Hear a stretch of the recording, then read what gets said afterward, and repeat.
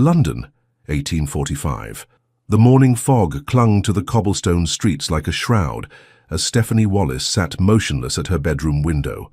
Outside, London was beginning to stir, servants hurrying to markets, shopkeepers raising their shutters, carriages rattling along the damp streets. But Stephanie noticed none of it. Her attention was fixed entirely on the Morning Chronicle, trembling in her hands, her slim fingers crumpling the edge of the newspaper where the announcement was printed in neat black letters. The Earl of Huntley, George Bath, is pleased to announce his engagement to Lady Caroline Thornhill, daughter of the Viscount Heatherton. The wedding is to take place next month at St. George's Church, Hanover Square. A single tear escaped down her cheek, falling onto the paper and blurring the ink. Just 3 weeks ago, George had held her hands in the garden of her father's country estate, whispering promises of forever. His blue eyes had seemed so sincere, his voice unwavering as he spoke of their future together. "Father will come around, my darling," he had promised. "Once he sees how deeply I love you, he will accept you as my countess." Lies, all lies. She traced the announcement with a trembling finger. He hadn't even had the decency to tell her himself. No letter, no visit, just this cold, impersonal notice in the morning paper, as if their love had never existed at all. A soft knock at the door interrupted her thoughts. "Stephanie, dearest?" Her mother's voice was gentle. "Your father wishes to speak with you." Wiping away her tears, Stephanie smoothed her pale blue morning dress and took a deep breath to compose herself. Appearances mattered, even in heartbreak. She would not let George Bath's betrayal reduce her to a sobbing mess. "I'll be right down, Mother," she replied, proud of how steady her voice sounded. In the mirror, she assessed her reflection. At 18, Stephanie Wallis was considered a beauty, with her honey-brown hair, vivid green eyes, and delicate features. The daughter of a prosperous textile merchant, she had been raised with all the accomplishments expected of a genteel young lady, despite lacking aristocratic blood. Perhaps that had been the problem all along. She was simply not good enough for the Earl of Huntley, regardless of what he had whispered in the moonlight. Straightening her shoulders, she descended the staircase to her father's study. William Wallis was a proud man who had built his textile business from nothing. Though not aristocratic, their family had earned respect among London's merchant class, and their home in Bloomsbury reflected their prosperity without ostentation. Her father stood by the window, hands clasped behind his back, his expression solemn. He did not turn when she entered, but spoke to her reflection in the glass. "I warned you, daughter," he said without preamble. "Men like the Earl of Huntley do not marry girls like us, not when their fathers control the purse strings." Stephanie flinched. Her father was not being cruel, merely stating a truth she should have recognized from the beginning. "I was foolish," she admitted, her voice surprisingly steady. "I believed him when he said love would conquer all." Her father finally turned, his eyes softening at the sight of his daughter's dignified bearing, despite her obvious pain. Though he had built his fortune through shrewd business sense, William Wallis had a gentle heart, especially where his only child was concerned. "It is not foolish to believe in love, my dear. Only to believe that love is enough for men whose character is wanting." He approached her, placing a weathered hand on her shoulder. "Your Aunt Eleanor has written from London. She invites you to stay with her, to have a proper season next year." Stephanie looked up, surprised. Aunt Eleanor was her mother's sister, a widow who had married well and maintained her position in society after her husband's death. Though they visited occasionally, Eleanor moved in circles far above the Wallises' usual sphere. "You would send me away?" "Not away," her father corrected. "Forward. London is full of opportunities for a young woman of intelligence and beauty. Perhaps in time you will find a man whose worth is not measured by his title alone, but by the strength of his convictions." Stephanie glanced down at the newspaper still clutched in her hand. "I shall never trust my heart to another," she whispered. Her father's eyes grew sad. "Never is a very long time, my daughter." Anne Wallis joined them then, her kind face showing traces of the beauty Stephanie had inherited. She had been listening at the door and could no longer contain her concern. "William, are you certain this is wise? Sending her to London, to that world that just broke her heart?" "It wasn't London that broke her heart," he replied quietly. "It was one man's weakness. Would you have her hide away here, letting that weakness define her future?" Anne looked at her daughter, seeing both the girl she had raised and the woman emerging through adversity. "What do you wish, Stephanie? You need not decide immediately." Stephanie looked between her parents, these good people who had given her every advantage within their power. Perhaps her father was right. Perhaps the path forward lay not in retreat, but in facing the very society that would soon be gossiping about her heartbreak. "I will go," she decided. "After Christmas. I think I should like a quiet autumn at home before facing London again." Her father nodded approvingly. "A sound decision. It will give you time to prepare and Eleanor time to arrange introductions for the spring season." 2 days later, the Bath family's elegant carriage rattled past the Wallace home, carrying George and his parents to a dinner at the neighbouring estate. Stephanie watched from her window as George's profile appeared briefly behind the glass. For a moment, their eyes met, his widening with what might have been regret, before the carriage continued on its way. That night, as her maid packed her trunks for their return to London, Stephanie took out her diary and wrote by candlelight, "Today I bury my girlish dreams and foolish heart. Tomorrow I shall begin to forge myself anew. No man shall ever again have the power to break what I have mended." Little did she know how thoroughly that vow would be tested. The months passed slowly, in a haze of quiet routine. Stephanie declined invitations to local assemblies, knowing George and his fiancée might attend. Instead, she immersed herself in books, in improving her French and Italian, in helping her father with correspondence for his business. If her parents noticed how she startled whenever the mail arrived, how she scanned each delivery for a letter of explanation that never came, they did not mention it. Christmas came and went, a subdued affair compared to previous years. In January, as promised, Stephanie travelled to London with her mother, to take up residence with Aunt Eleanor, in her fashionable home in Grosvenor Square. Eleanor Harwick, née Wallace, had married a baronet who left her comfortably wealthy upon his death. Childless and with a vast social circle, she had been delighted at the prospect of launching her pretty niece into society. "My dear girl," Eleanor exclaimed, embracing Stephanie warmly when they arrived. "How lovely you've become. We shall have to order an entirely new wardrobe. Those country styles simply won't do for the season." Stephanie summoned a polite smile. "I'm grateful for your hospitality, Aunt, but I'm not certain I wish to participate fully in the season. Perhaps a quieter introduction—" "Nonsense," Eleanor interrupted. "The best way to mend a broken heart is to remind the world, and yourself, of your worth. By the time I'm finished, every eligible bachelor in London will be at your feet, and George Bath will be merely an unfortunate footnote in your story." Despite her reservations, Stephanie found herself swept into a whirlwind of fittings, social calls, and instruction on the latest London fashions and customs. Eleanor proved a demanding but effective mentor, refining her niece's already considerable accomplishments until Stephanie could hold her own in any drawing room in England. "Remember," Eleanor told her as they prepared for Stephanie's first small dinner party in February, "you are entering society not as a merchant's daughter seeking elevation, but as my niece and protégée. You have nothing to prove and no one to impress. That confidence, more than any title or fortune, will distinguish you." As winter gave way to spring, Stephanie gradually emerged from her shell of heartbreak. She would never be the carefree, trusting girl she had been before George's betrayal, but neither would she allow his weakness to define her existence. A new Stephanie was taking shape, more guarded, perhaps, but also more discerning, more self-possessed. When the season began in earnest, Eleanor carefully orchestrated Stephanie's introduction to society, selecting smaller gatherings at first before accepting invitations to larger balls. To her surprise, Stephanie found herself enjoying these events, particularly the conversations with interesting people from all walks of life. "You see," Eleanor remarked one evening as they returned from a musical soirée, "London offers so much more than heartbreak and disappointment." Stephanie smiled, genuinely this time. "You were right, Aunt. I'm grateful you insisted I come." What neither of them mentioned was the whispers that sometimes followed Stephanie through ballrooms, the pitying glances from those who knew of her history with the Earl of Huntly, the speculative looks from mothers with eligible sons. London society might be diverting, but it had a long memory for scandal, however minor. So far she had managed to avoid encountering George and his new countess. The Earl and Countess of Huntly had removed to their country estate after their wedding, reportedly at the insistence of the old Earl, who was in failing health.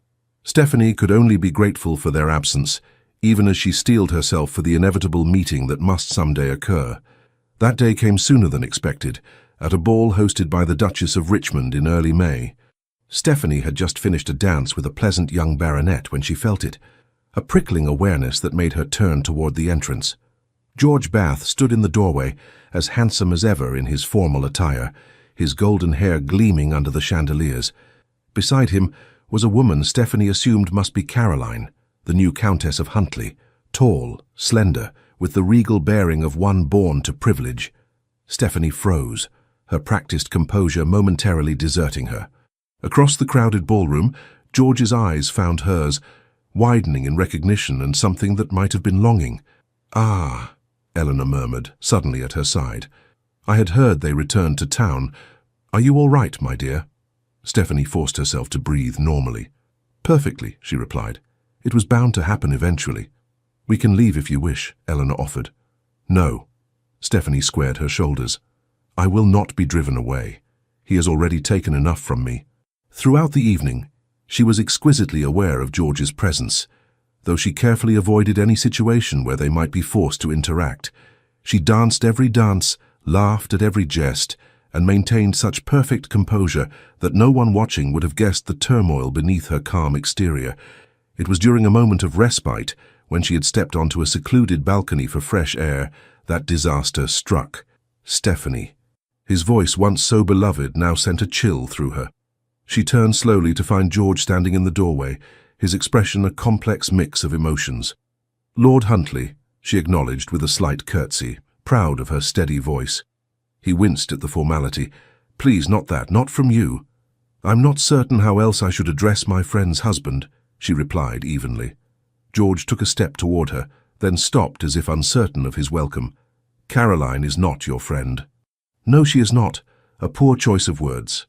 The husband of a stranger, then. Is that what I am to you now? A stranger?" Stephanie looked at him directly, allowing herself to really see him for the first time since his betrayal. He was thinner than she remembered, with new lines around his eyes. "What would you have me say, George? That I think of you as the man who promised me the world, then announced his engagement to another woman in the newspaper, the man who lacked even the common courtesy to tell me to my face that his father's money meant more to him than my love?" He flinched as if struck. "It wasn't like that." "Then how was it?" she demanded, her composure finally cracking. "Explain it to me, for I have wondered these many months." George ran a hand through his hair, a gesture so familiar it made her heart ache despite everything.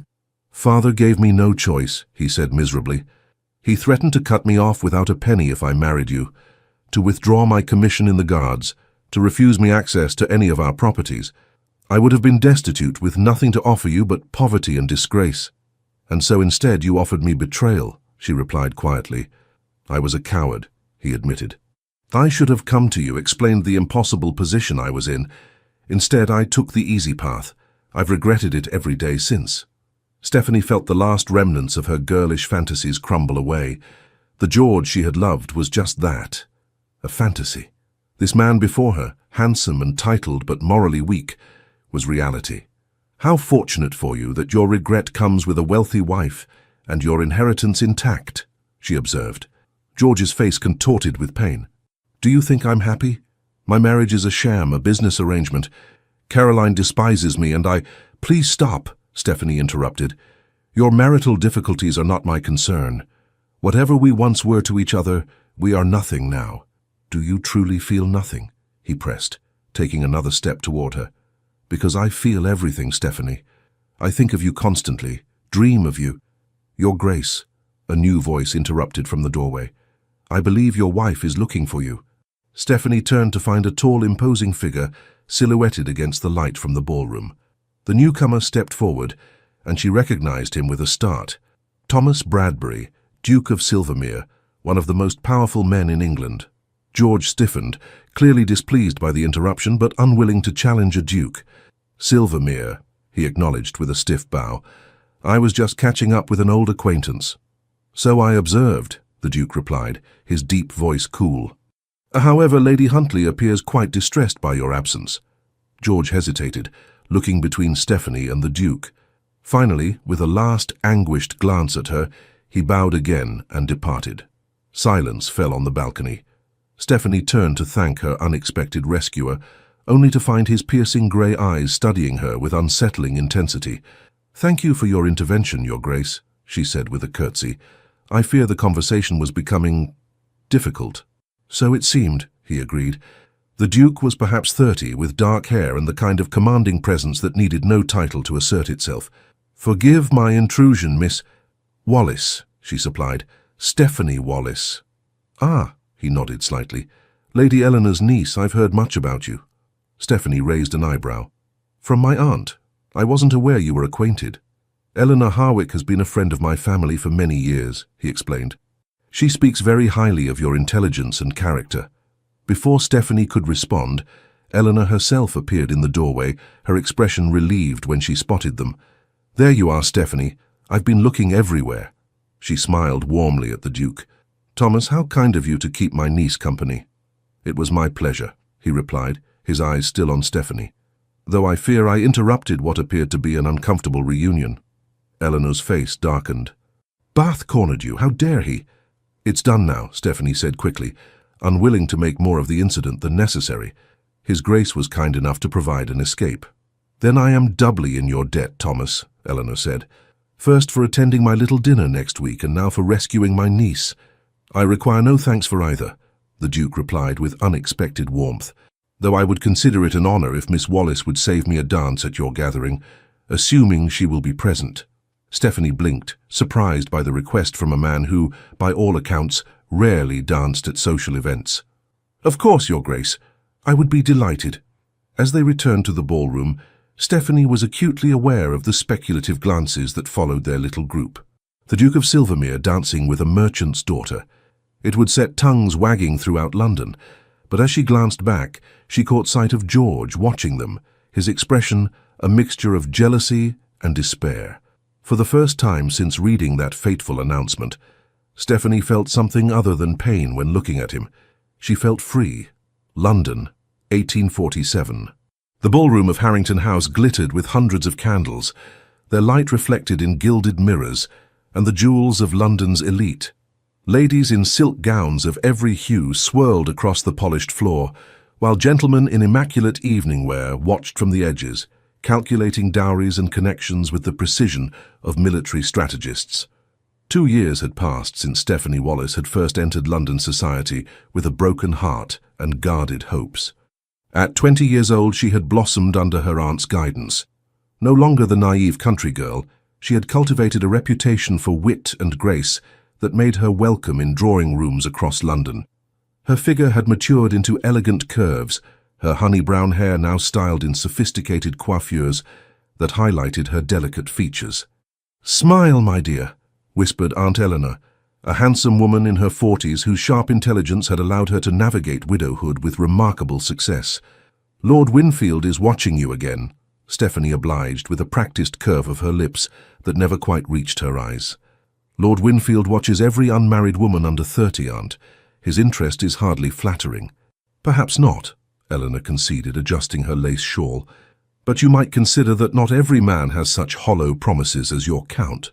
"He was never my Count," Stephanie corrected automatically, smoothing a non-existent wrinkle from her emerald silk gown. "And I have no interest in becoming anyone's Countess," Eleanor sighed. 2 years is long enough to mourn what never was, Stephanie. Your heart cannot remain frozen forever." "Can it not?" Stephanie murmured, accepting a glass of champagne from a passing footman. "I find it serves me rather well. I can enjoy society without the inconvenience of attachment." "That is not living, child. That is merely existing." Stephanie was saved from replying by the sudden hush that fell over the ballroom. The majordomo's voice rang out, announcing the latest arrival with a gravity reserved for only the highest ranks. "His Grace, the Duke of Silvermere." Heads turned as Thomas Bradbury, the Duke of Silvermere, entered the room. At 30, he was at the height of his powers, tall and broad-shouldered, with dark hair and piercing grey eyes that surveyed the room with cool detachment. His face might have been carved from marble, all sharp planes and aristocratic angles, softened only by the sensual curve of his mouth. "The elusive Duke makes a rare appearance," murmured Eleanor, eyebrows raised. How fascinating. They say he hasn't attended a ball in months. He attended your dinner last spring, Stephanie reminded her. The memory of their brief encounter on the balcony 2 years ago had lingered. Though the dance he had requested never materialized, the Duke had been called away on urgent business before Eleanor's dinner party. True, but that was a small private affair. For Thomas to brave the Harrington ball with half of London in attendance suggests either extreme boredom or specific interest. Stephanie observed him dispassionately as he greeted their hosts. He looks thoroughly bored already. I imagine he'll depart before supper. Such cynicism in one so young, Eleanor chided gently. The Duke is different from most of his peers. They say he personally manages his estates and has doubled their productivity. A man of substance, not merely title. How admirable, Stephanie replied, though her tone suggested otherwise. The orchestra struck up a waltz and couples began to form on the dance floor. Stephanie accepted an invitation from a pleasant young barrister, allowing him to lead her into the dance with practiced ease. She moved through the steps automatically, her mind elsewhere, until a strange sensation, like a physical touch, made her glance toward the edge of the room. The Duke of Silvermere was watching her. Not with the casual assessment men usually directed at pretty young women, but with an intensity that made her miss a step. His grey eyes, cool and penetrating, seemed to look through her polite facade straight into the guarded chambers of her heart. Stephanie quickly averted her gaze, disturbed by her reaction. When the dance ended, she excused herself and sought refuge near one of the tall windows, fanning herself vigorously. "Miss Wallis." The deep voice startled her. She turned to find the Duke of Silvermere standing before her, impossibly tall and imposing at close range. Up close, she could see that his eyes were not simply grey, but flecked with silver, like storm clouds illuminated by lightning. "Your Grace," she curtsied, her training taking over. "I don't believe we've been formally introduced." "We haven't," he confirmed, "which is why I've taken the liberty of requesting Lady Harrington to perform the service. She approaches now." Indeed, their hostess was hurrying toward them, looking delighted at the prospect of introducing the season's most eligible bachelor to one of its most admired young ladies. After the formalities were observed and Lady Harrington withdrew, the Duke spoke again. "You dance well, Miss Wallis." "Thank you, Your Grace, though I confess I was distracted and missed a step." "I noticed," he replied, a hint of amusement warming his stern features. "May I ask what captured your attention so completely?" Stephanie met his gaze directly. "I was wondering why the Duke of Silvermere, who reportedly finds society events tedious, would attend the Harringtons' ball only to spend his time observing a merchant's daughter." For a moment surprise flickered across his face, quickly replaced by something like approval. "Honesty," he said. "How refreshing. Most young ladies would have simpered and claimed to be overcome by the music. I've never seen the value in simpering, Your Grace." His lips curved slightly. "Nor have I. As for your question, I came because Lady Harrington is my godmother and insisted. I observed you because you were the only person in the room who looked as though they were secretly planning their escape." Stephanie couldn't help but smile. "Was I so obvious?" "Only to a fellow conspirator," he replied, offering his arm. "Would you do me the honor of walking with me to the terrace? The air in here has become stifling." Propriety demanded she refuse. Unchaperoned walks with gentlemen, especially powerful dukes, were fodder for gossip. Yet something in his direct gaze made her place her gloved hand on his sleeve. "Briefly, Your Grace, before my aunt sends out a search party." The terrace was mercifully empty, the night air cool against her flushed cheeks. London sprawled below them, a tapestry of lights and shadows under a sky strewn with stars. The sounds of the ballroom, the music, the laughter, the constant hum of conversation faded to a distant murmur. "You're not what I expected, Miss Wallis," the Duke said after a comfortable silence. "And what did you expect, Your Grace?" She leaned slightly against the stone balustrade, studying his profile. The usual ambitious debutante, eager to secure a titled husband. Stephanie laughed, the sound surprisingly genuine. "Then you must be relieved to find me neither ambitious nor hunting for a title." He turned to face her fully, his expression serious. "On the contrary, I find myself intrigued. Lady Eleanor speaks highly of your intelligence and character. She mentioned your father's business acumen as well." "You've discussed me with my aunt?" Stephanie asked, startled. "I make it a point to know about interesting people," he replied smoothly. "And you, Miss Wallace, are decidedly interesting."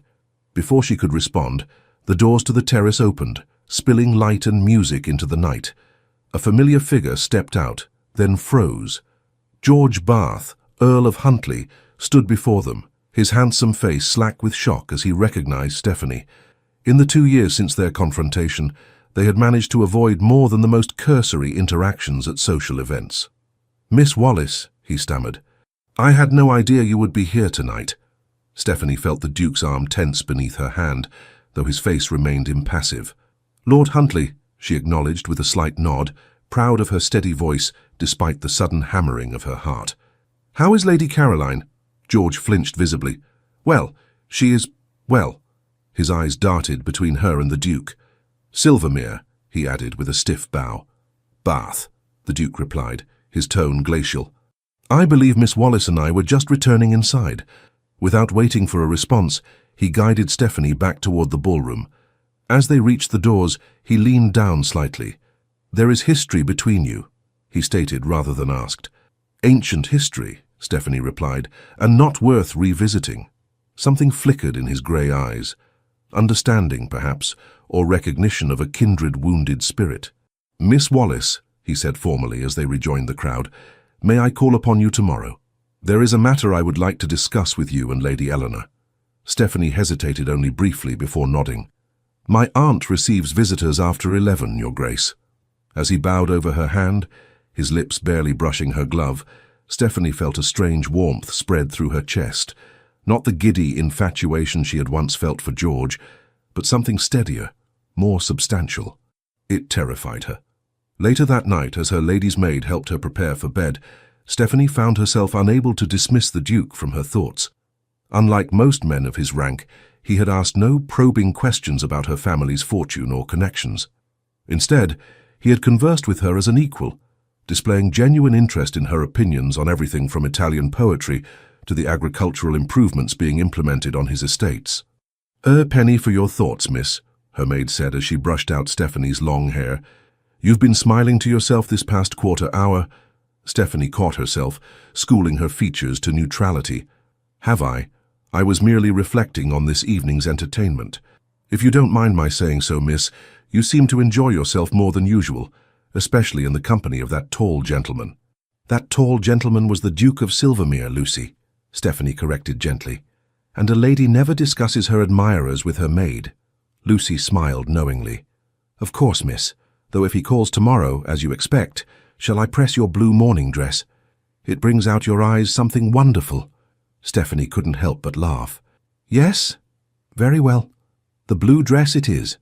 After dismissing her maid, Stephanie stood at her bedroom window, gazing out at the sleeping city. For 2 years, she had guarded her heart behind walls of ice, determined never again to be vulnerable to the kind of pain George Bath had inflicted. She had received and refused 4 proposals of marriage in that time, each from respectable gentlemen who offered security and position. What then was it about Thomas Bradbury that made her walls seem suddenly less impregnable? "It is mere curiosity," she told herself firmly. "Nothing more." Yet as she finally drifted to sleep, it was the Duke's storm-grey eyes and unexpected smile that followed her into her dreams. The Duke of Silvermere was a man of his word. At precisely 11 o'clock the next morning, his magnificent carriage arrived at Eleanor's townhouse on Grosvenor Square. From her position near the drawing-room window, Stephanie watched him descend. Tall and commanding even in morning dress, his movements possessing the natural grace of a man completely at ease with his power.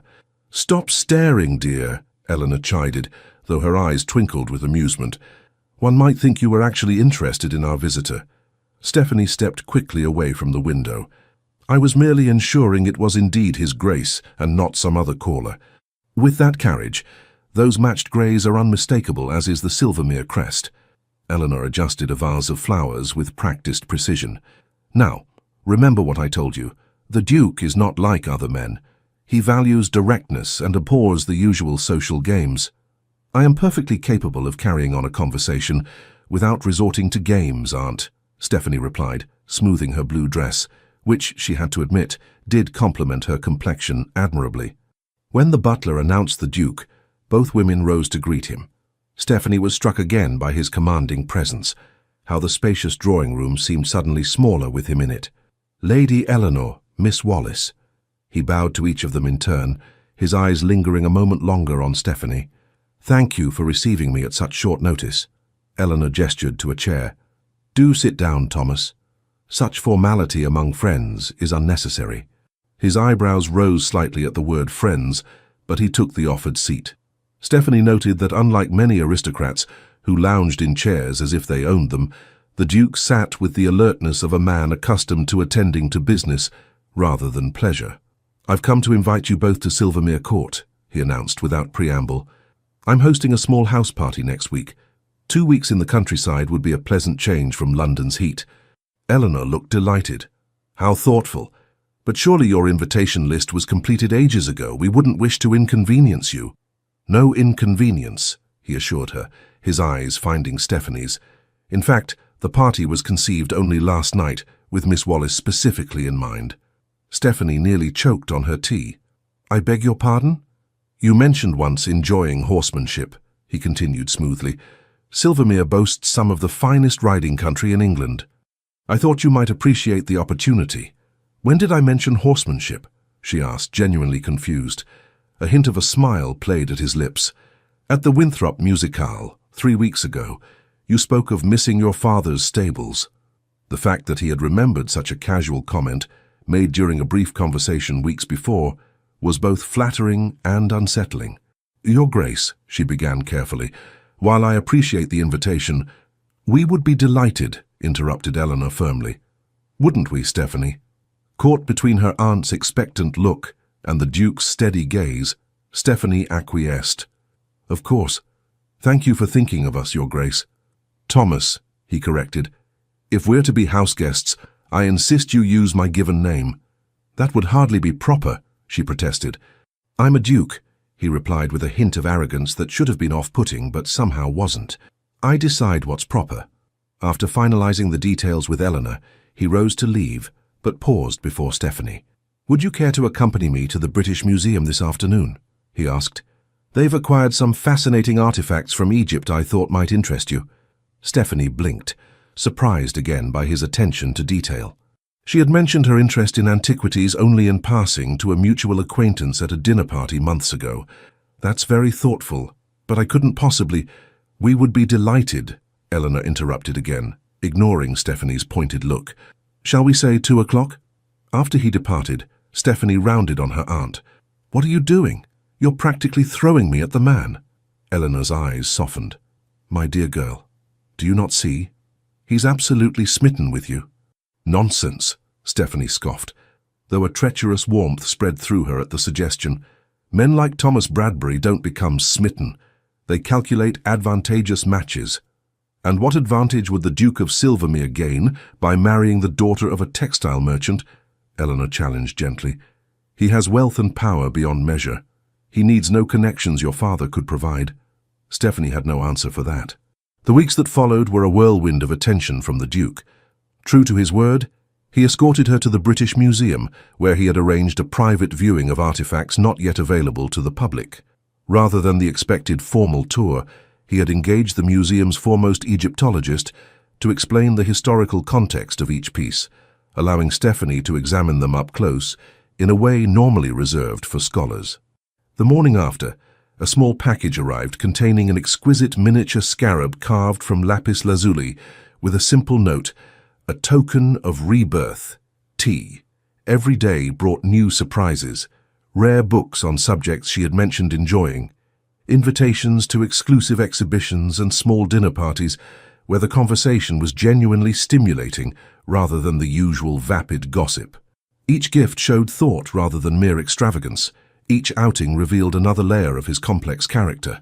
He courts you as if he were a poet rather than a duke, Eleanor observed one evening as they prepared for yet another dinner, at which the Duke of Silvermere would be present. Most men of his rank would simply speak to your father and have done with it. We are merely friends, Stephanie insisted, though the words rang hollow even to her own ears. He enjoys my conversation, nothing more. Eleanor gave her a knowing look. My dear, the man has attended more social events in the past month than in the previous year, solely to be in your company. That is not the behavior of a man seeking friendship. At Silvermere Court, a magnificent estate in Kent, Stephanie discovered a different side of the Duke. Here, among his tenants and servants, he was respected rather than feared. He knew every worker by name, inquired after their families, and took genuine interest in their well-being. The house party itself was small and carefully selected, just 12 guests, including Eleanor and Stephanie. The Duchess Dowager, Thomas's mother, acted as hostess, a formidable woman whose initial coolness towards Stephanie gradually thawed as she observed the young woman's intelligence and lack of artifice. "For you handle my son well," the older woman remarked one afternoon as they took tea in the morning room. "Few people dare to challenge him as you do." Stephanie set down her cup, surprised by the comment. "I wasn't aware that I challenged him, Your Grace." "No? Just yesterday you quite thoroughly dismantled his argument about the Corn Laws. I haven't seen him so animated in a debate for years." "I hope I didn't overstep," Stephanie said, suddenly concerned. The Duchess Dowager laughed, a surprisingly warm sound from such an austere woman. "My dear, Thomas has been surrounded by sycophants since he was in short pants. A little honest disagreement is precisely what he needs." She studied Stephanie with shrewd eyes. "You're not what I expected, Miss Wallis." "So your son has said as well," Stephanie replied, "though neither of you has explained what exactly you did expect." "The usual sort of young woman who catches a duke's eye, beautiful but vapid, concerned only with fashion and status." The Duchess sipped her tea thoughtfully. "Instead, he brings home a merchant's daughter who reads Greek and discusses agricultural reforms with more intelligence than most members of Parliament." Stephanie wasn't sure if this was a compliment or criticism. "My father believes education is valuable regardless of one's station or gender." "A progressive view," the Duchess noted, "and one I happen to share, though it's unfashionable to admit it." She set down her cup decisively. "You should know that I have never interfered in Thomas's personal decisions, even when I disagreed with them. I will not start now, but I will say this. If my son has chosen you, then he has chosen wisely."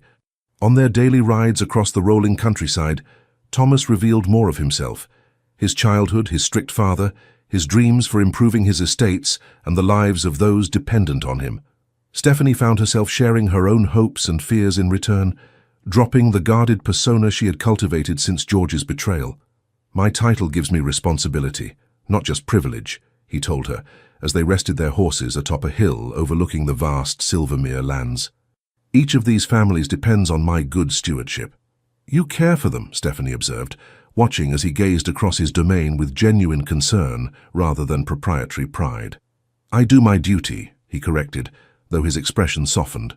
"Just as I will do my duty to provide an heir." Stephanie's heart inexplicably clenched at the mention of his future marriage and children. She turned away, pretending to adjust her riding habit. "Your future Duchess will be fortunate indeed to share such a legacy."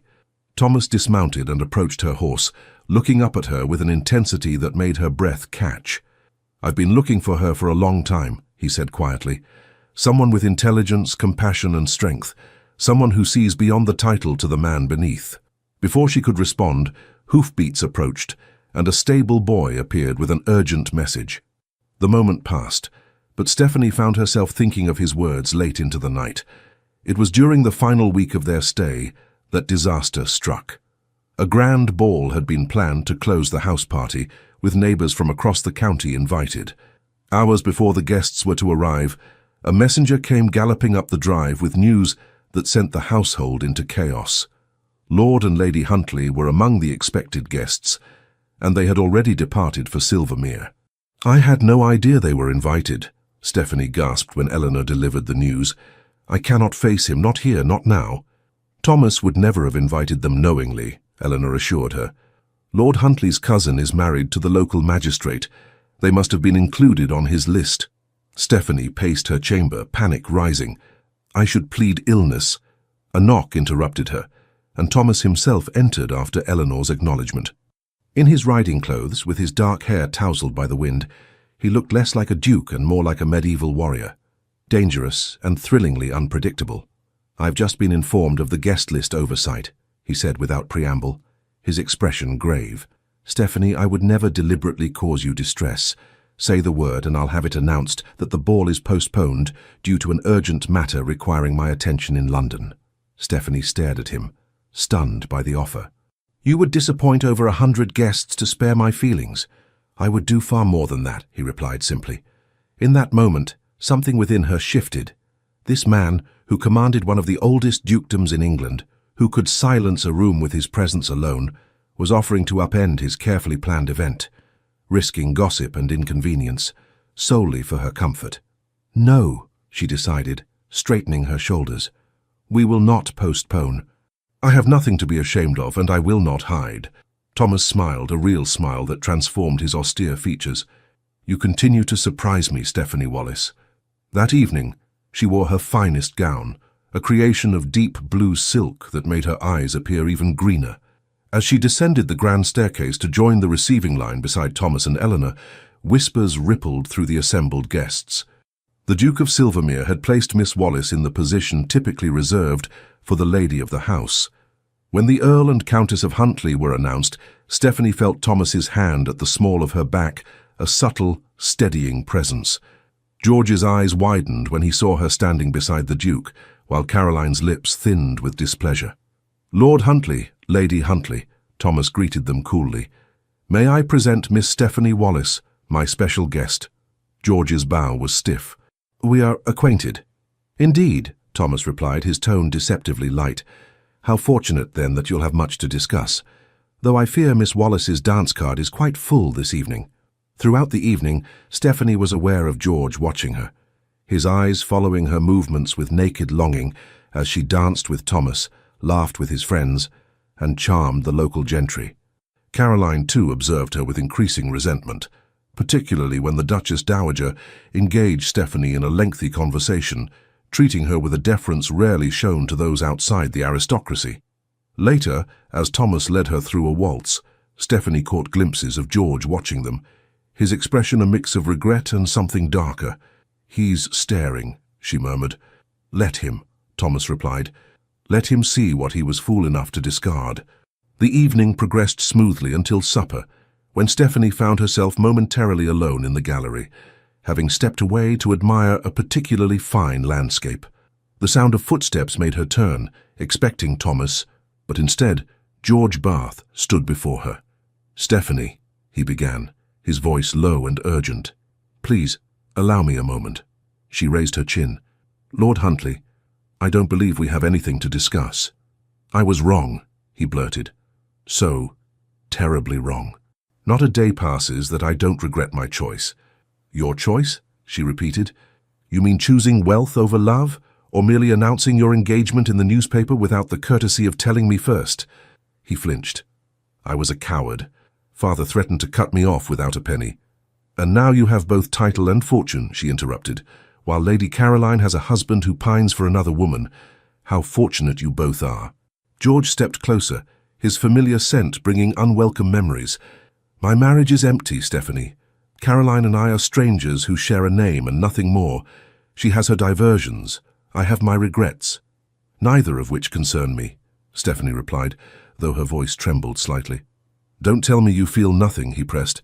"I see how you avoid looking at me, how you tense when I enter a room. Those are not the reactions of indifference." "You mistake aversion for passion, my lord." "Do I?" He reached for her hand. "Or does the great Duke know he's receiving damaged goods, a heart that still belongs to another?" Stephanie jerked away as if burned. "How dare you? Is there a problem?" Thomas's voice, cold as steel, cut through the tension. He stood in the doorway, his powerful frame blocking the exit, his expression murderous. George paled, but stood his ground. "A private conversation, Silvermere, nothing more." "There is nothing private between you and Miss Wallace," Thomas replied, advancing into the room with the controlled menace of a predator. "Nor will there ever be again." "You presume much," George retorted, though he retreated a step. "Stephanie and I share a history you know nothing about. A history you discarded for 30 pieces of silver," Thomas countered. "Now, you will either return to the ballroom and your neglected wife, or you will leave my home entirely. The choice is yours." For a moment, it seemed George might refuse, but self-preservation won out. With a stiff bow to Stephanie, he departed. Thomas waited until his footsteps faded before turning to her, his expression softening instantly. "Are you all right?" "Yes," she said. surprised to find it true. Seeing George again, hearing his self-serving regrets, had affected her far less than she had feared. "I'm sorry you had to intervene." "I'm not," Thomas said firmly. "I've wanted to put Bath in his place since the moment I learned what he did to you." Stephanie looked up, startled. "You know?" "Eleanor told me everything," he admitted. "I wanted to understand why someone with your warmth and intelligence guards her heart so fiercely. And now you do," she said quietly. "Now you understand why I cannot, why I will not risk such pain again." Thomas took her hands in his touch gentle despite the strength evident in his frame. "Stephanie Wallace," he said softly, "if you believe Thomas Bradbury resembles George Bath in any way, then I have failed completely in showing you who I am." "It's not about who you are," she whispered. "It's about who I am, a merchant's daughter beneath your station, someone society will never accept as your equal." "Society?" Thomas scoffed. "What has society ever created or built? What valleys has it made fertile? What innovations has it sparked? Men like your father who build and create, they are worth 10 of the idle aristocrats who fill my ballroom." He lifted her chin with gentle fingers. "I am the Duke of Silvermere. I bow to no one's expectations save my own, and I have never, in 30 years, wanted anything or anyone as much as I want you." Stephanie's heart thundered in her chest. "What are you saying?" "I'm saying that I love you," he replied simply. "I love your mind, your spirit, your compassion. I love how you challenge me, how you see the man behind the title. I'm saying that if you'll have me, I want to spend my life proving that not all men are fools like George Bath." Tears pricked at Stephanie's eyes. "Thomas, you don't need to answer now," he said gently. "Take all the time you need. I've waited 30 years to find you. I can wait a little longer for your heart to heal." He pressed a kiss to her forehead, chaste, reverent, then offered his arm. "Shall we return to our guests? I believe this dance is mine." As they re-entered the ballroom, whispers spread like wildfire at the sight of the Duke of Silvermere, gazing at Stephanie Wallace as if she were the only woman in the world. News of the Duke of Silvermere's apparent infatuation with Miss Stephanie Wallace spread through London society like wildfire. By the time they returned to the city, speculation was rampant about whether the realm's most eligible bachelor had finally been captured. The ton divided neatly into factions, those who found the romance charming, primarily the younger set and progressives, and those who considered it a shocking misalliance, led by mothers with eligible daughters and staunch traditionalists. Stephanie found herself the object of intense scrutiny wherever she went, with invitations flooding in from hostesses eager to witness the courtship firsthand. "You've become quite the sensation," Eleanor observed as they sorted through the day's post, which contained no fewer than 12 invitations. "I haven't seen such excitement since the Prince Regent took up with Mrs. Fitzherbert." Stephanie wrinkled her nose. Hardly a comparison to inspire confidence. Their relationship was a scandal, and ended in marriage, despite the odds, Eleanor pointed out. "Though I dare say Thomas is far more decisive than poor Prinny ever was." George Bath was not the only one disturbed by these developments. Caroline, Countess of Huntly, had harboured ambitions of eventually securing a connection to the Silvermere dukedom through her younger sister. The prospect of a merchant's daughter, particularly one her husband had once courted, gaining the position she coveted for her family was intolerable. "The girl is making a spectacle of herself," Caroline declared to her circle of friends over tea. "Throwing herself at a duke, as if Silvermere would ever seriously consider someone of her background." Stephanie, entering Hyde Park for an afternoon stroll with Eleanor, overheard these words as she passed Caroline's group. She faltered momentarily, colour rising in her cheeks. Eleanor squeezed her arm supportively. "Pay them no mind, dear. Jealousy makes women cruel." "It isn't jealousy that concerns me," Stephanie replied quietly. "It's truth. Thomas may believe himself immune to society's expectations, but a duke marrying a merchant's daughter would cause a scandal." "Thomas Bradbury has never feared scandal," Eleanor pointed out, "and your father is hardly a common shopkeeper. His business employs hundreds. His advice is sought by ministers. Besides," she added with a twinkle in her eye, "love has a way of overcoming such obstacles." Stephanie was prevented from responding by the arrival of the very man they discussed. Thomas approached on horseback, magnificent atop his black stallion, drawing admiring glances from everyone in the vicinity. He dismounted gracefully and handed the reins to his groom, before bowing to the ladies. "Lady Eleanor, Miss Wallace," he greeted them, eyes lingering on Stephanie. "What a pleasant surprise." Eleanor smiled knowingly. "Is it? I rather thought you knew our walking schedule by heart, Your Grace." Thomas didn't deny it. "Beautiful weather for a stroll, is it not? Would you mind terribly if I accompanied you?" "Actually, I've just remembered an urgent appointment," Eleanor said, fooling no one. "Perhaps you could escort Stephanie back to Grosvenor Square when she's finished her walk, Thomas?" Before Stephanie could protest this transparent maneuver, Eleanor was hurrying away, leaving them alone, though under the watchful eyes of the ton. "Your aunt is not subtle," Thomas observed, offering his arm. Stephanie took it, acutely aware of Caroline Bath's narrowed gaze from across the path. "No, she is not, and she has placed us both in an awkward position." They began walking along the path, trailed at a discreet distance by Thomas's groom and Stephanie's maid. "I don't find your company awkward in the slightest," Thomas replied.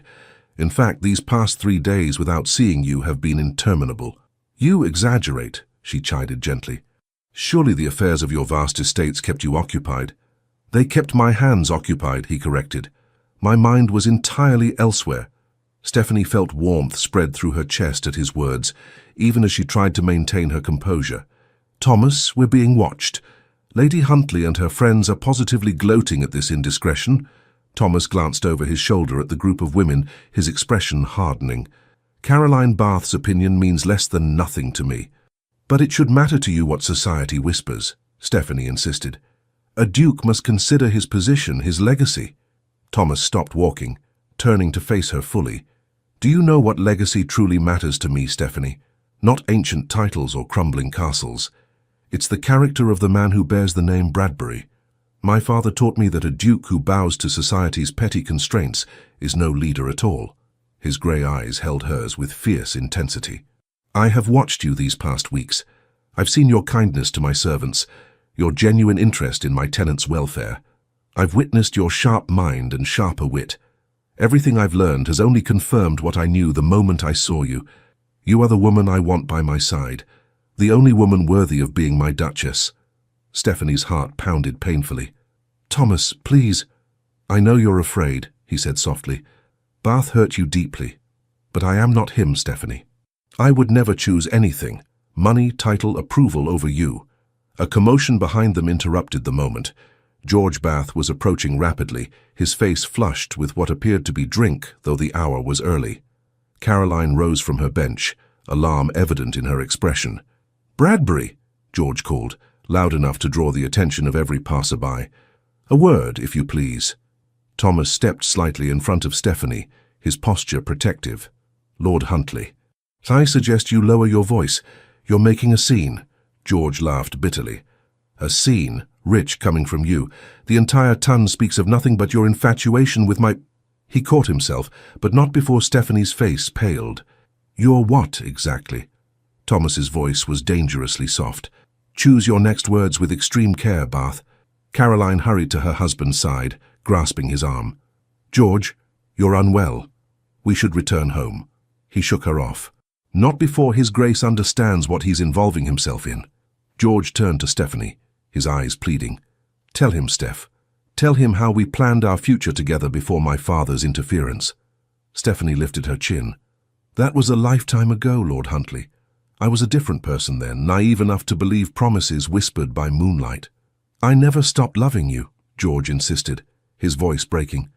"Even now, seeing you with him, it's torture." Caroline inhaled sharply, her face contorted with humiliation. Thomas stepped forward, his control visibly slipping. "You dishonor your wife and yourself, Bath. Leave now, while you still can." "Or what?" George challenged, emboldened by drink and desperation. "Will the great Duke call me out? Over a merchant's daughter?" The words had barely left his lips when Thomas's fist connected with his jaw, sending him sprawling onto the path. Gasps erupted from the gathering crowd. "Thomas!" Stephanie cried, horrified. He stood over George, breathing hard. "Get up, Bath, get up so I can knock you down again." Caroline rushed to her fallen husband, throwing a venomous glance at Stephanie. "This is your doing," she hissed. "You've destroyed my marriage for your ambitions." "Enough!" Thomas's command silenced everyone. He turned to his groom. "Jenkins, please escort Lord and Lady Huntley to their carriage." He offered his arm to Stephanie. "Miss Wallace, allow me to take you home." The ride to Grosvenor Square passed in tense silence. When they arrived, Thomas helped Stephanie down from his carriage, his touch gentle, despite the anger still evident in his bearing. "I apologize for my loss of control," he said stiffly. "It was unworthy of me." "You struck an Earl in Hyde Park," Stephanie replied, her voice trembling. "Over me. Do you have any idea what people will say?" "I don't give a damn what they say," Thomas replied, his composure finally breaking. "Let them talk. Let them whisper behind their fans and speculate in their drawing rooms. None of it matters." "It matters to me," Stephanie cried. "Can't you see? This is exactly what I feared. Becoming the center of scandal, dragging your name into disrepute." Thomas took her hands in his. "Stephanie, listen to me. Society's memory is short, and its opinions fickle. Next week some other scandal will replace ours. What endures is what we build together." "And what is that exactly?" she asked, tears threatening. "A life," he answered simply. "A partnership of equals, regardless of birth. I'm asking you to be my wife, Stephanie. My Duchess, the mother of my children, the keeper of my heart." Stephanie stared at him, overwhelmed. "You're proposing? Now? After what just happened? Now? Tomorrow? Every day for the rest of our lives, if necessary?" He dropped to one knee there on her aunt's doorstep, heedless of the servants and passers-by watching in astonishment. "Stephanie Wallace, I love you with every fiber of my being. Will you do me the great honor of becoming my Duchess?" Before she could answer, the door flew open to reveal Eleanor, wide-eyed with excitement. "For goodness sake," she exclaimed, "bring His Grace inside before you accept, Stephanie. The entire street is watching." Thomas rose, a smile finally breaking through his serious demeanor. "Well? May I come in to hear your answer?" Looking at his dear, familiar face, so full of love and certainty, Stephanie felt the last of her defenses crumble. "Yes," she said, her voice growing stronger. "Yes to coming inside, and yes to becoming your wife." The joy that transformed Thomas's face was worth every whisper, every scandal that might follow. The news of their engagement spread even faster than the rumors of their courtship had. Within hours, it seemed all of London knew that the Duke of Silvermere intended to wed Miss Stephanie Wallace, daughter of the textile merchant. Reactions were predictably mixed. "You'll need a special license," Eleanor said practically, once the initial excitement had subsided. "And we must inform your parents immediately, Stephanie." "I've already written to them," Thomas said, surprising both women. "The letter should reach them by tomorrow morning. I've invited them to Silvermere Court for the wedding." Stephanie raised her eyebrows. "That's rather presumptuous, don't you think? I might have refused you." Thomas's eyes warmed with affection. "I hoped rather than presumed. But you're right, I should have waited. Would you prefer to be married in London? Or at your parents' home?" The ease with which he deferred to her preferences, despite having already made arrangements, touched Stephanie deeply. This was a man accustomed to command, yet willing to yield for her comfort. "Silvermere is perfect," she assured him, "though I fear 2 weeks is hardly enough time to prepare for a duchess's wedding." "We can wait if you wish," Thomas offered. "Though I confess the thought of a lengthy engagement holds little appeal," Eleanor laughed. 2 weeks is quite sufficient. The wedding need not be large, family and close friends only. The real challenge will be preparing Stephanie for her role as Duchess." Thomas shook his head. "Stephanie needs no preparation. She already possesses every quality essential for the position." "Sweet of you to say," Eleanor replied, "but there are practical matters to consider. The responsibilities of managing multiple estates, the social obligations, the protocols of rank, all of which can be learned," Thomas interrupted gently. "What cannot be taught is character, and Stephanie has that in abundance." The days that followed were a whirlwind of activity. Letters arrived from Stephanie's parents expressing their delight and promising to arrive at Silvermere the following week. The Duchess Dowager sent a gracious note welcoming Stephanie to the family. Thomas appeared each day with a new token of his affection. Not flashy jewels, as might be expected, but thoughtful gifts that revealed how well he knew her heart. Not everyone was pleased by their impending union. Caroline Bath made her displeasure known through thinly veiled barbs at social gatherings. Several of Thomas's relatives expressed concern about the match, though none dared oppose him directly. And George, in his cups at his club, was overheard making bitter remarks about merchants' daughters with ducal aspirations. "Ignore them," Thomas advised when Stephanie mentioned these reactions. They matter not at all. They were dining at Eleanor's house, chaperoned but afforded some privacy by her discreet withdrawal to the far end of the room. "They're your family and peers," Stephanie pointed out. "Of course they matter." Thomas reached across the table to take her hand. "The only opinion that matters to me is yours. Do you love me, Stephanie?" "You know I do," she replied softly. "Then the rest is noise." His thumb traced circles on her palm, sending shivers up her arm. "Though I do wonder sometimes if you love me for myself or for my title."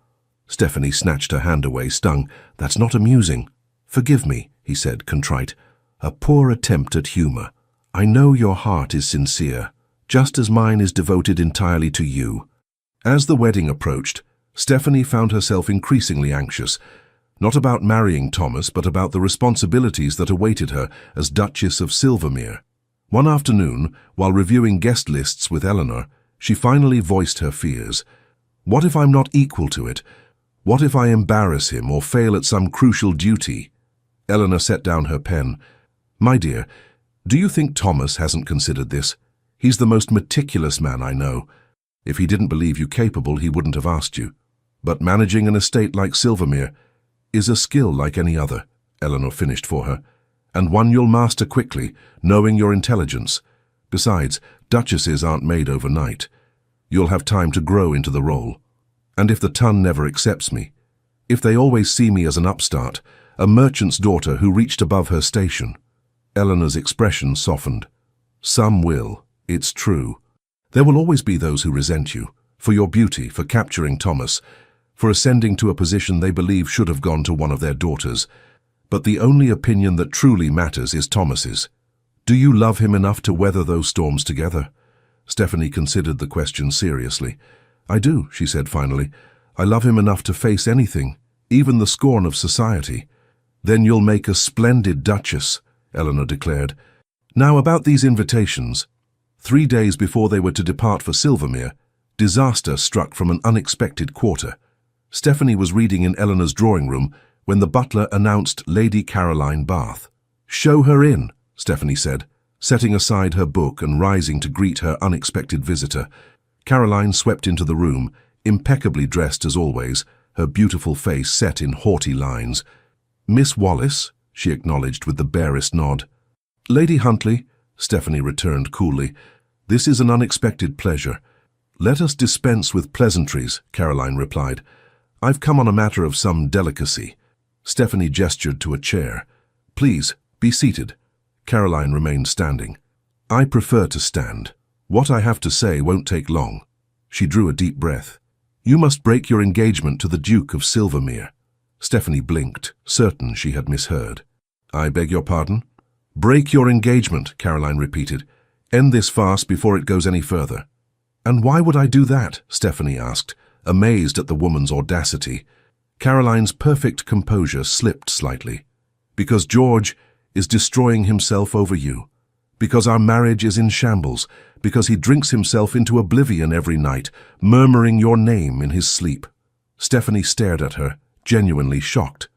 "Lady Huntley, I am truly sorry for your marital difficulties, but they have nothing to do with me. They have everything to do with you." Caroline's voice rose. "He never loved me. He married me for my fortune while pining for you, and now you flaunt your happiness with the Duke before him, driving him further into despair." "That's not true," Stephanie protested. "I've avoided Lord Huntley at every turn. If he suffers, it's from the consequences of his own choices." Caroline laughed bitterly. "How convenient to absolve yourself.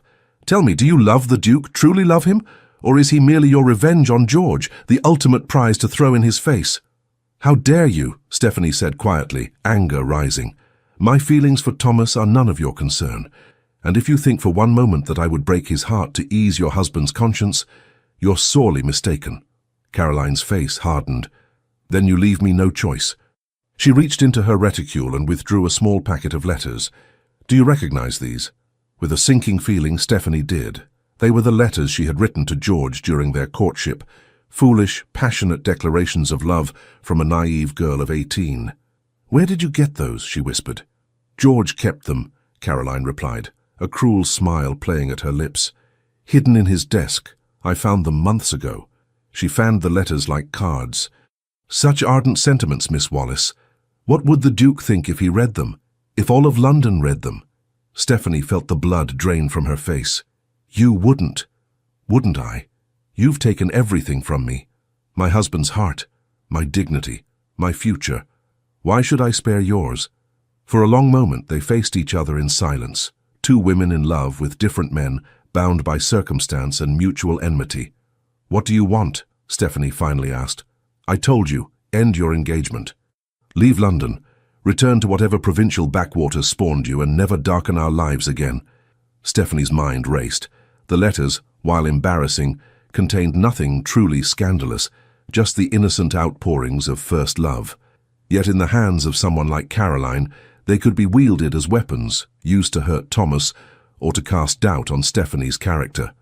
You have until tomorrow, Caroline continued, replacing the letters in her reticule.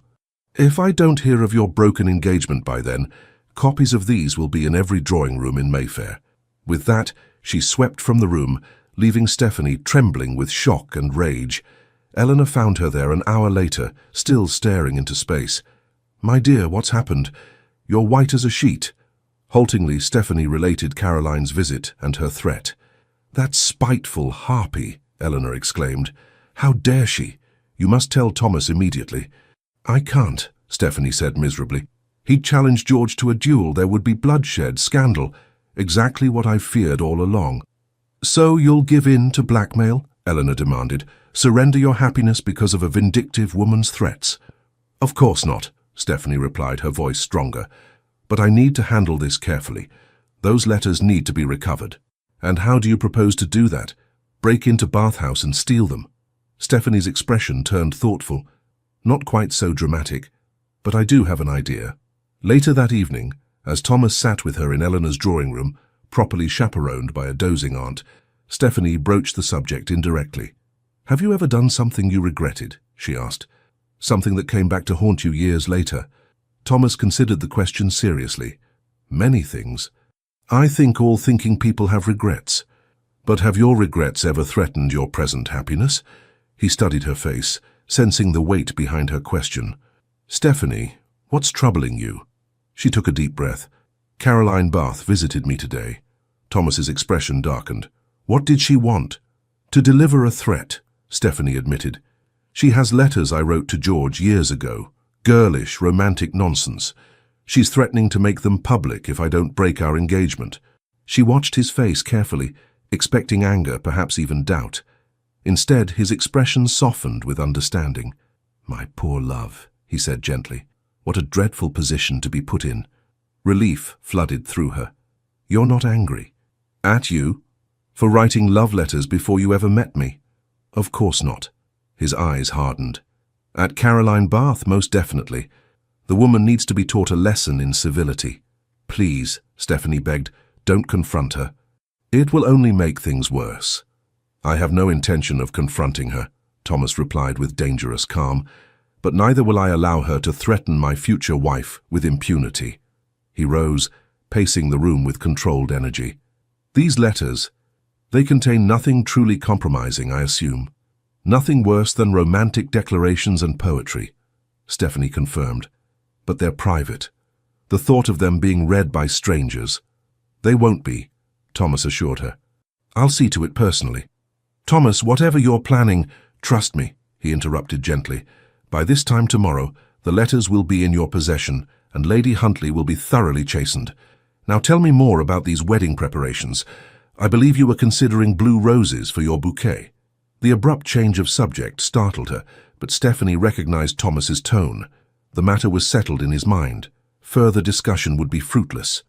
The next morning, a package arrived for Stephanie.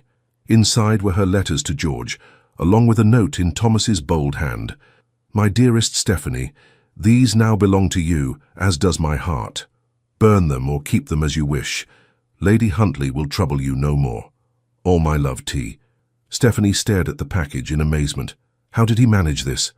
Eleanor, reading over her shoulder, chuckled.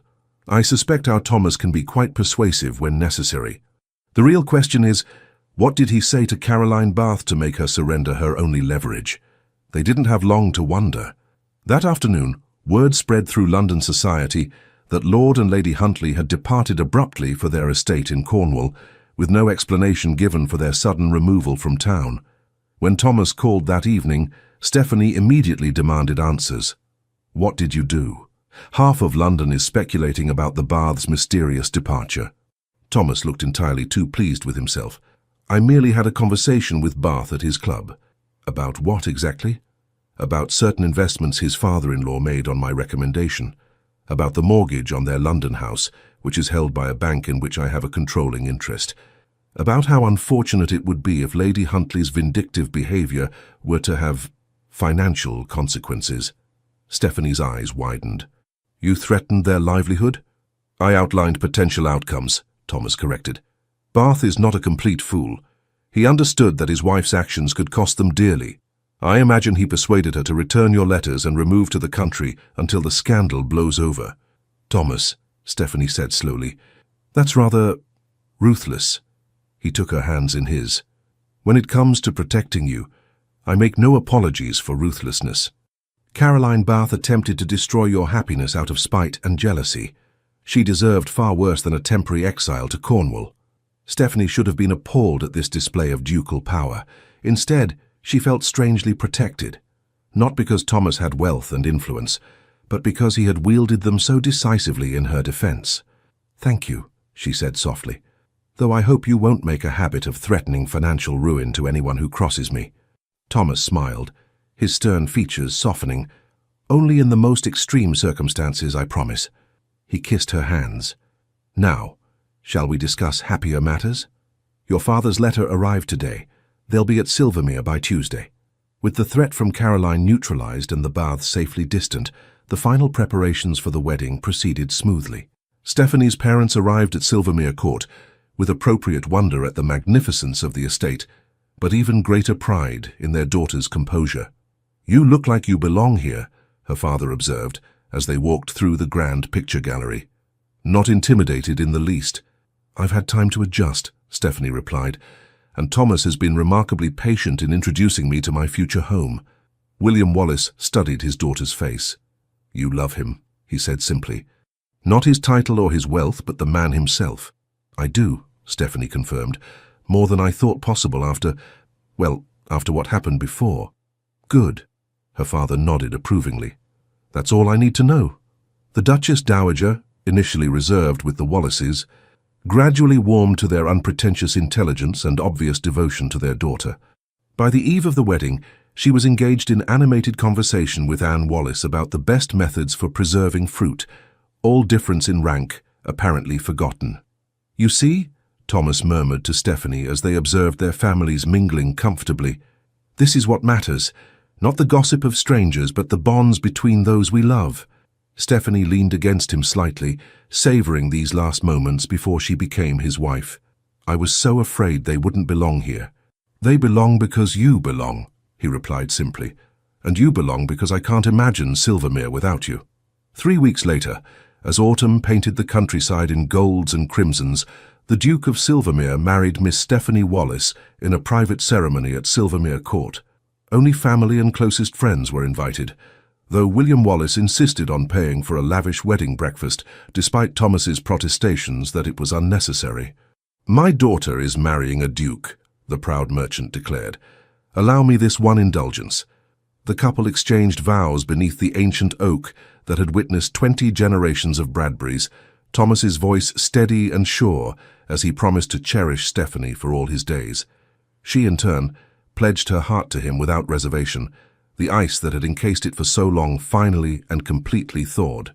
Among the small gathering, George and Caroline Bath were conspicuously absent.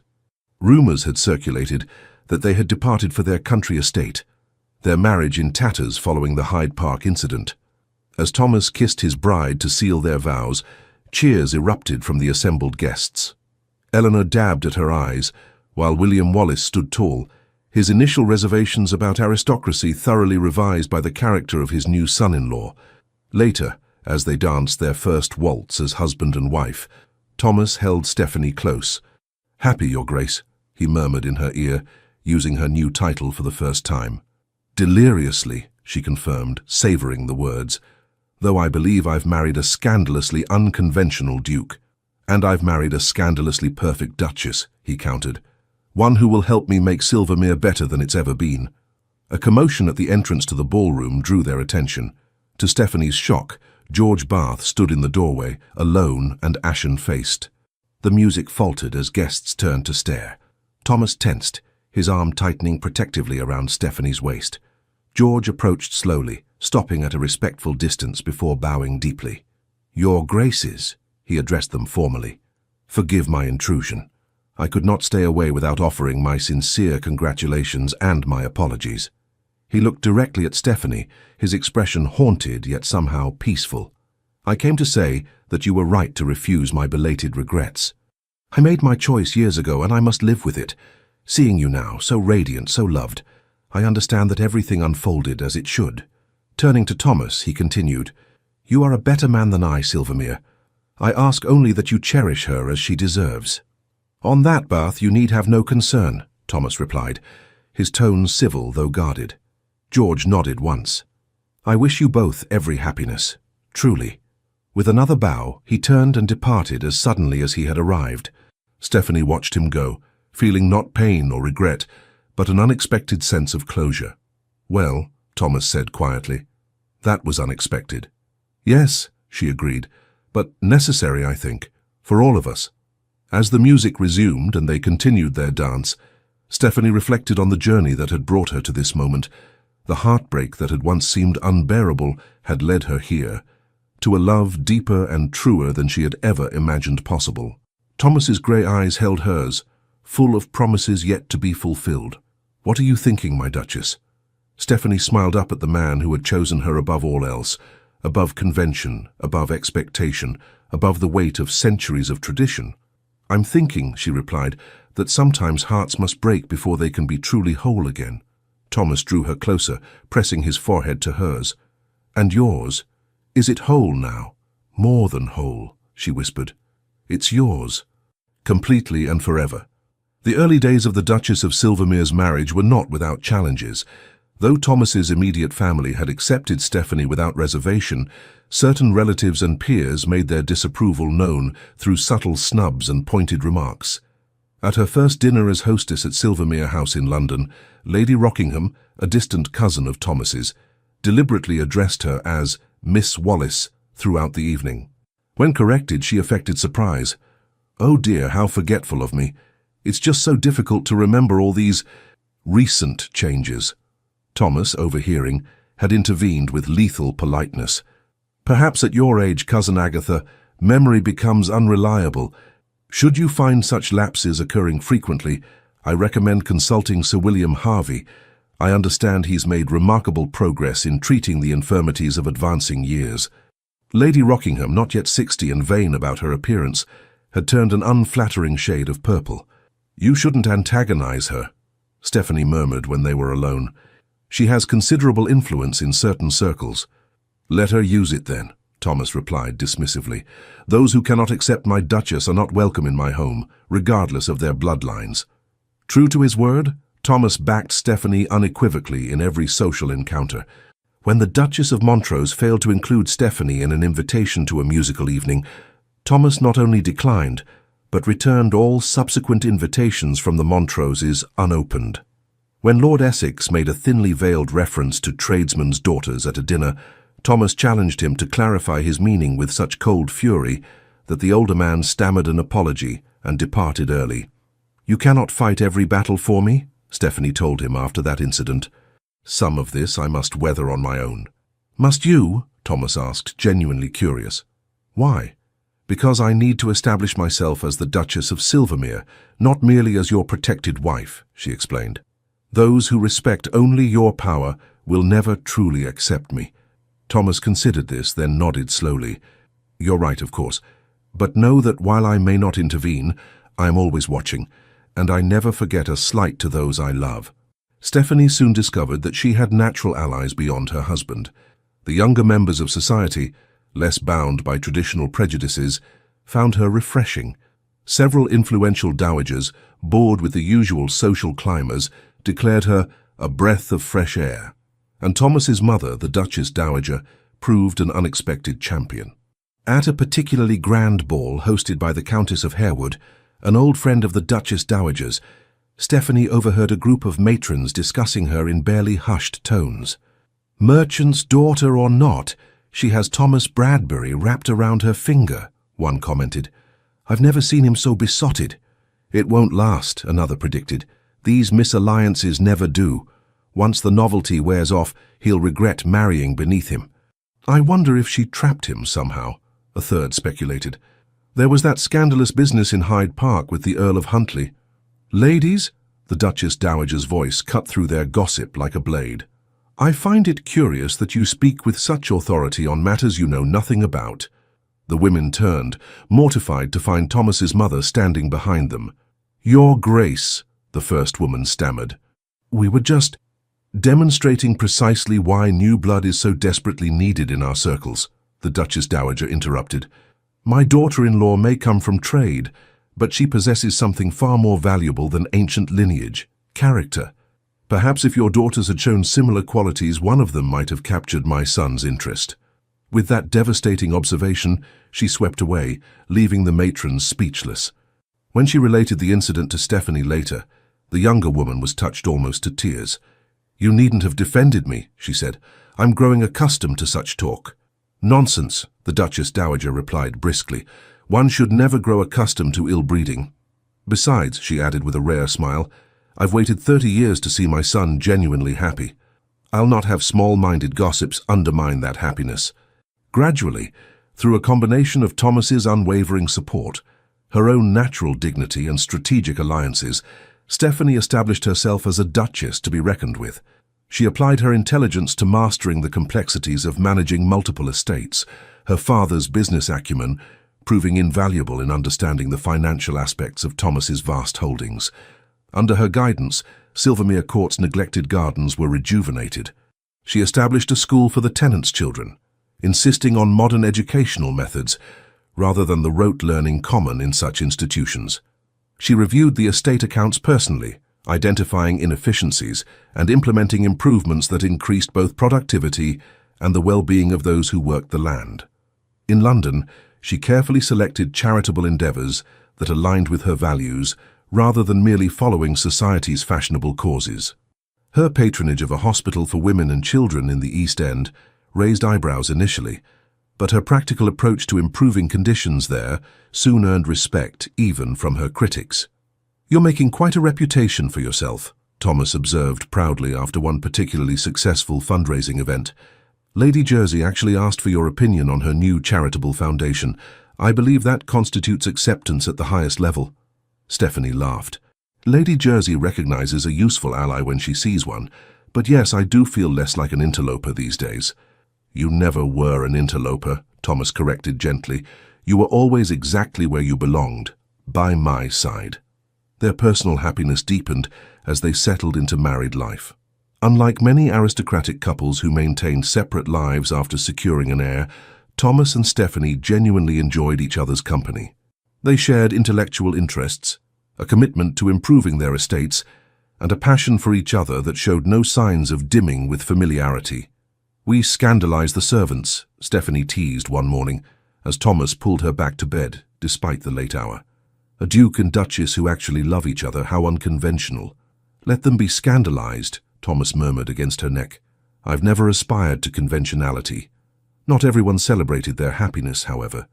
In Cornwall, George Bath brooded over reports of the Duchess of Silvermere's growing acceptance in society. Though he had made his peace with Stephanie's marriage, watching from afar as she thrived in her new life was a constant reminder of what his weakness had cost him. His relationship with Caroline remained strained, their brief reconciliation after the confrontation with Thomas having proved short-lived. They maintained appearances in public, but lived essentially separate lives, united only by mutual resentment and social obligation. When they finally returned to London after a year's absence, George was determined to avoid any further scenes. He had written to Thomas formally, acknowledging past errors and requesting a clean slate between their families. Thomas had responded with cool civility, neither encouraging nor forbidding renewed social contact. Their first encounter in society, at a large reception hosted by the Duke of Wellington, passed without incident. George and Caroline greeted Thomas and Stephanie with correct politeness, exchanged the minimum required pleasantries, and moved on. "That wasn't so terrible," Stephanie remarked afterward. "No," Thomas agreed. "Bath seems to have learned discretion, if nothing else." But Caroline, watching her husband's gaze follow Stephanie across crowded ballrooms, nursing her humiliation at being exiled to Cornwall, was not so easily reconciled. The wound to her pride festered, fueled by George's obvious continuing preoccupation with his former love. "You make yourself ridiculous," she hissed one night as they returned from a ball where Stephanie had been particularly radiant. "Mooning after her like a lovesick boy when she clearly doesn't spare you a thought." George, tired and slightly drunk, rounded on her. "And whose fault is that? If you hadn't threatened her with those letters—" "Don't you dare blame me for your failures," Caroline snapped. "You lost her long before I entered the picture. You chose money over love, George. At least have the courage to own your decision." The argument escalated, voices rising until servants could hear them through closed doors. In a final fury, Caroline declared, "I curse the day I married you." "Not half as much as I do," George retorted viciously. The next morning, Caroline was gone. A brief note informed George that she had returned to her parents' home and would not be coming back. She requested that he not attempt to contact her. Alone in his London house, George faced the ruins of his life with grim clarity. He had sacrificed true love for wealth and position, only to lose both his fortune, much diminished by poor investments and excessive spending, and his self-respect. Now his wife had abandoned him, his reputation was tarnished, and the woman he had truly loved was happier than he had ever seen her, with another man. In that dark moment, something broke within him.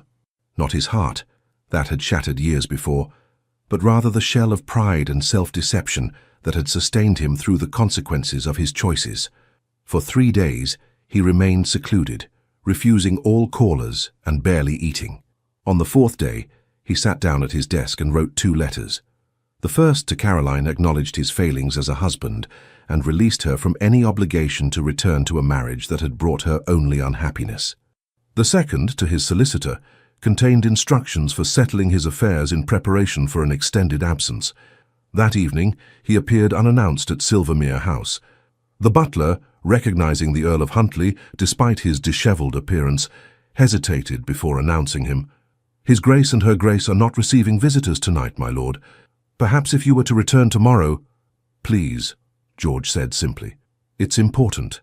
Something in his tone, desperation tinged with resignation, convinced the servant to admit him to a small waiting room while he informed the Duke of this unexpected caller. Thomas appeared moments later, his expression wary. "Bath," he acknowledged. "This is unexpected." George rose unsteadily. "Forgive the intrusion, Silvermere. I wouldn't have come if it weren't a matter of some urgency." Thomas studied him with narrowed eyes. "You look unwell." "I am unwell," George admitted with a bitter laugh. "In spirit, if not in body. May I speak with you and with Her Grace, if she's willing?" Thomas hesitated, clearly reluctant to subject Stephanie to whatever scene might be brewing. "What is this regarding?" "Closure," George replied simply. "And perhaps redemption, though I've little right to hope for it." After a long moment, Thomas nodded. "Wait here." He returned with Stephanie, who had changed from her evening dress into a simpler gown of deep green. Her face, when she saw George, showed concern rather than the resentment he expected. "Lord Huntly," she greeted him. "Are you unwell?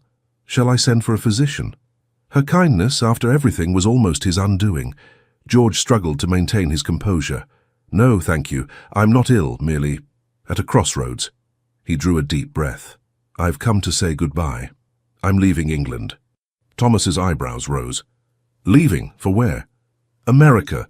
My cousin has business interests in Boston that require management. I've agreed to represent him there." George turned to Stephanie. "Before I go, I needed to speak with you both, to make things right as much as possible."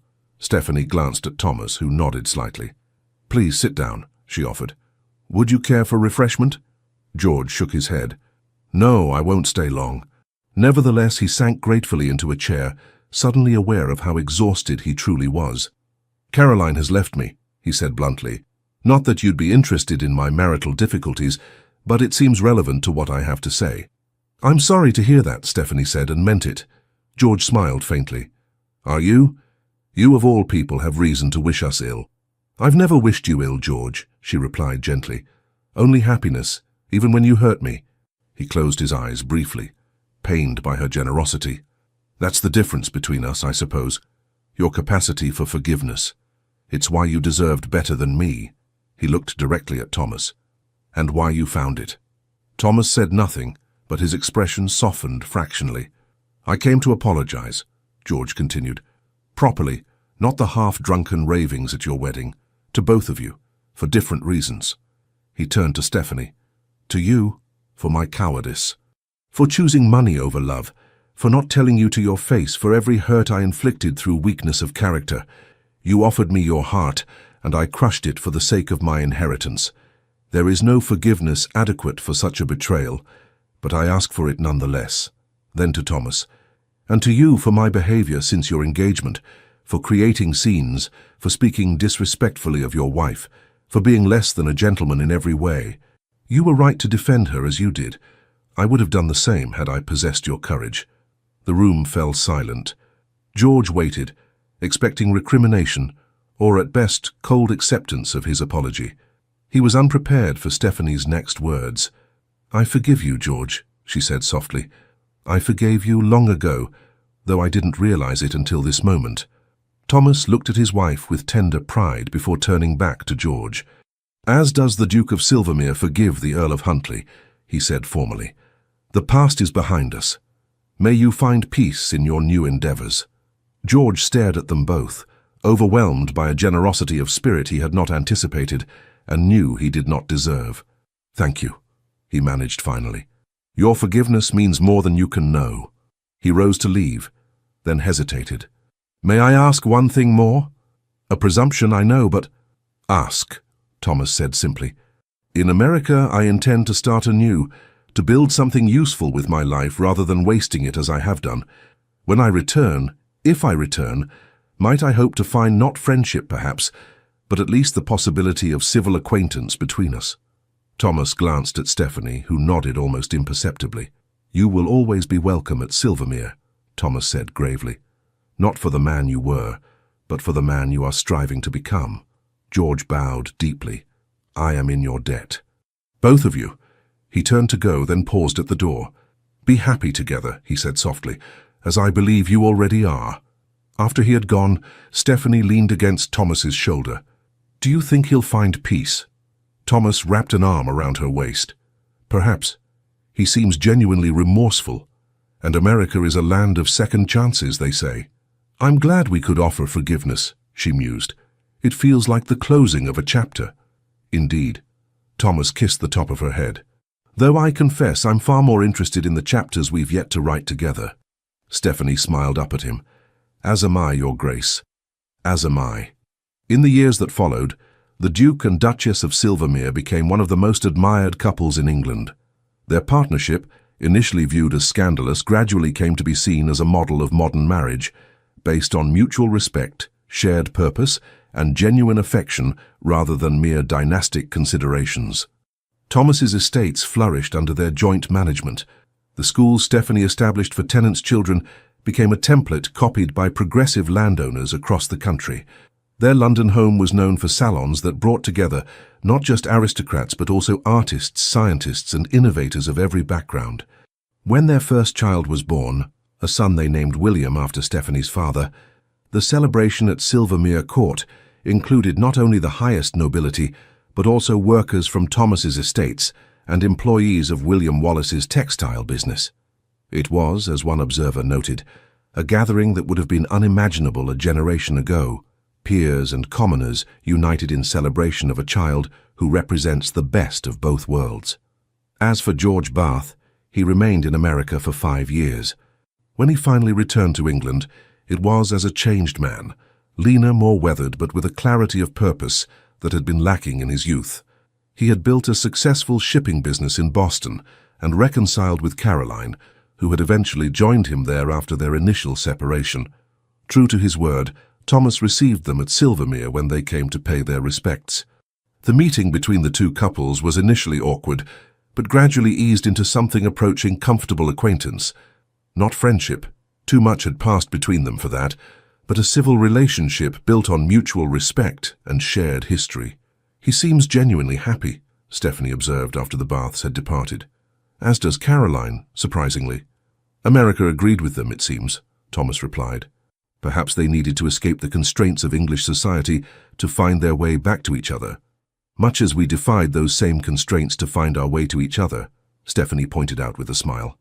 Thomas pulled her close, his grey eyes warm with the love that had only deepened over the years. "The best decisions often require courage, my Duchess. Fortunately, you've never lacked for that."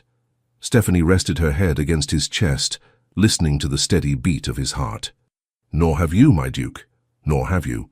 In the end, the story of the merchant's daughter who became a duchess was not merely a romantic tale of crossed social boundaries. It was a testament to the power of true character over artificial distinctions, of genuine love over societal expectations. The Duke of Silvermere had indeed chosen Stephanie over everything, over tradition, over convenience, over the prejudices of his class. And in doing so, he had gained not just a wife but a partner, not just a duchess but a soulmate. And Stephanie, who had once vowed never again to trust her heart to any man, had found in Thomas Bradbury the courage to love completely and without reservation. The walls she had built around her heart after George's betrayal had not merely been breached, they had been transformed into the foundations of something far stronger, a love that would endure long after both of them were gone, remembered in family stories, in the improvements they had made to their lands and the lives of those who depended on them, and in the changing attitudes of a society gradually learning that true nobility lay in character rather than bloodline. As Thomas had promised on that long-ago day in Hyde Park, their love had indeed outlasted scandal, outlived gossip, and outshone every difficulty placed in its path. The Count had broken her heart for money, the Duke had chosen her over everything, and in the end both had found exactly what they deserved. The end. Dear listener, when darkness settles and the house grows quiet, stories like Thomas and Stephanie's remind us of a simple truth. No clock determines when our best moments arrive. You've lived enough to know false promises. You've seen enough to spot authentic gold among life's trinkets. That wisdom? It's your crown. Tonight, rest knowing this. Sometimes what seems like the end is merely clearing space for what you actually deserve. Stephanie's heart didn't just heal. It found something better than what it originally sought. Your setbacks aren't final chapters. They're plot twists. Your age isn't a limitation. It's accumulated power. Your heart isn't fragile. It's battle-tested. Tomorrow, carry one thought. In a world racing forward, you possess something rare. Perspective. Use it boldly. Someone needs your earned wisdom. Someone needs your unfiltered truth. Someone needs the courage you demonstrate simply by continuing your story. Sleep well. Dream deeply.